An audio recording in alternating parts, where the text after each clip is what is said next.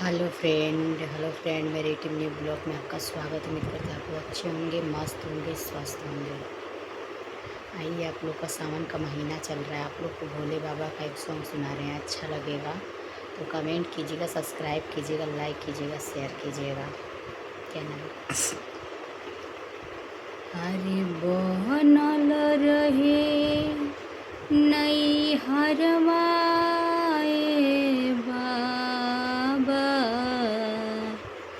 कि बनल रहे ससुरवा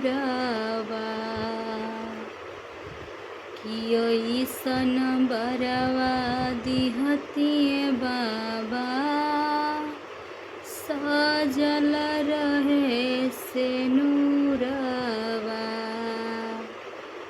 लड़की बाबा के दरबार में जाके कहतिया बार बार कि हे बाबा, जैसे हमार नैहर बनल रहे वैसे हमार ससुरा बनल रहे। कैसे कौन भाव में विनती करती है बाबा से, कहे के बा कि बनल रहे नैहरवा ए बाबा, बनल रहे ससुरावा, बनल रहे नैहरवा ए बाबा, बनल रहे ससुरावा कि बनल रहे ससुरावा।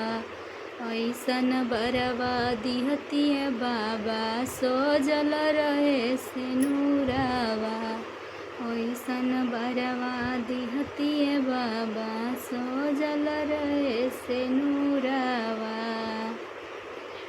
बनल रहे नैहरवा ए बाबा, बनल रहे ससुरावा, बनल रहे ससुरावा।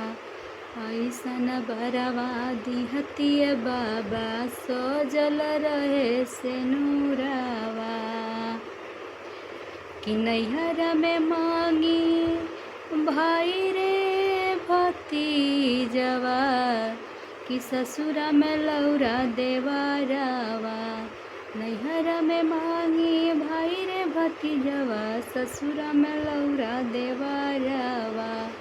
ऐसन बरवा दिहतिए बाबा सजल रहे सिनुरावा, ऐसन बरवा दिहतिए बाबा सजल रहे सिनुरावा।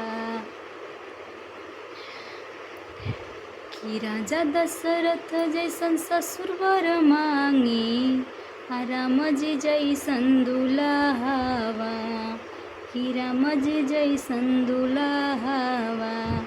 ऐसन बरवा दिहतिए भोला सोजल रहे सिनुरावा, ऐसन बरवा दिहतिए बाबा सोजल रहे सिनुरावा।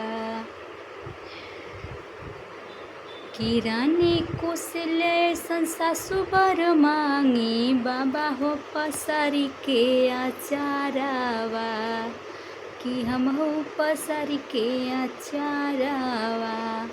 ऐसन बरवा दिहतिए बाबा सोजल रहे सिनुरावा, ऐसन बरवा दिहतिए बाबा सोजल रहे सिनुरावा। बनल रहे नैहरवा ए बाबा, बनल रहे ससुरावा, बनल रहे ससुरावा।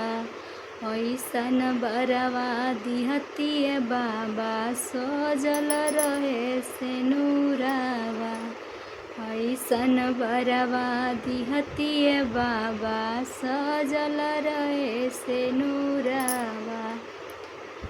अच्छा लगेगा तो कमेंट कीजिएगा, सब्सक्राइब कीजिएगा, शेयर कीजिएगा। एक छोटा सा कोशिश था।